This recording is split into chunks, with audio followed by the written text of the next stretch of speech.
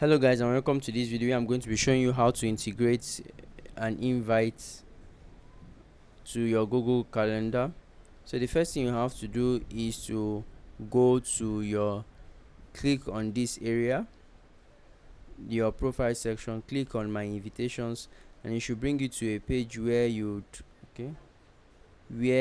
would have all your invitations. Okay, let me just click on it here.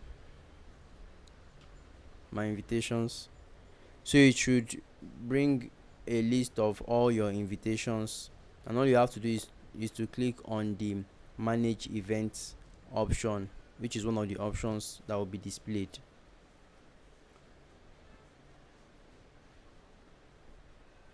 So once the option has appeared, just click on manage events and it will bring you to a page similar to this.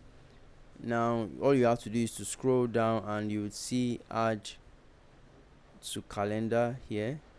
So once you click on the add to calendar, you would see three options: add to calendar, Google Calendar, add to Apple Calendar, add to Outlook, and there you have it. You can select the Google Calendar and you've added your Evite to your Google Calendar that way.